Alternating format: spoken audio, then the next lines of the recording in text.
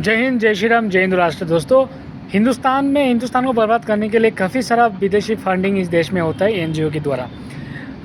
अभी तक सरकार ने इस तरह की कोई कानून नहीं बनाया कि बाहर से जो भी पैसा इस हिंदुस्तान में आएंगे उसका जांच पूरी तरह से होने के बाद ही एनजीओ को मिलेगा। कुछ दिन पहले मैंने कुछ ऐप में गेम खेला था, जब कानून नहीं बना था उससे पहले मेरे को पता नहीं था इतना कुछ। तो गेम खेलने के दौरान मेरा कुछ 100-200 रुपया नुकसान भी हुआ है, फ़ायदा भी 1-200 रुपया हुआ है।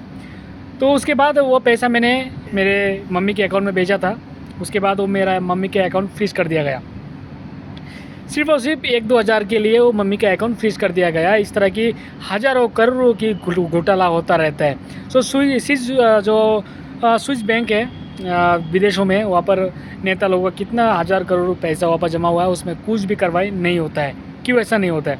और बाहर से जितना भी फंडिंग आता है हिंदुस्तान को बर्बाद करने के लिए, उस पर भी क्यों कार्रवाई नहीं होता है? सिर्फ छोटा मोटा जो गरीब होता है, गरीब या जो नीचे दर्जे की जो लोग होता है, उनको पता है कि इन लोगों का ऊपर अगर कुछ भी इस तरह की कार्रवाई होता है तो वो लोग कुछ नहीं कर पाएंगे, क्योंकि उनके ऊपर जिम्मेदारी बहुत कुछ होता है। तो वो जो मतलब कानून के साथ लड़ नहीं सकता, कि उनके पास टाइम नहीं होता। इसलिए वो लोग सिर्फ टारगेट छोटा लोगों पर ही करता है, बड़ा लोगों पर उनका टारगेट नहीं होता है और टारगेट करता भी नहीं है।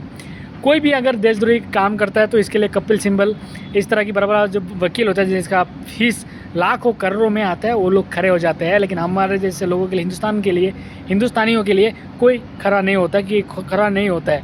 तो सरकार को इस पर संज्ञान लेना चाहिए। और हिंदुस्तान में जिस तरह से इस तरह की गद्दारी बाहर की पैसों से हिंदुस्तान को बर्बाद करने की काम किया जा रहा है, उसमें सख्त कानून बनना चाहिए। और हिंदुस्तान में इस तरह के कानून आज नहीं, पहले से बना देना चाहिए था। लेकिन नहीं तो अगर पहले बना दिया होता तो आज ये दिन देखने को नहीं मिलता, क्योंकि देश बहुत आगे जा चुका है, बहुत सारे देश बहुत आगे जा चुका है। हिंदुस्तान वही की है।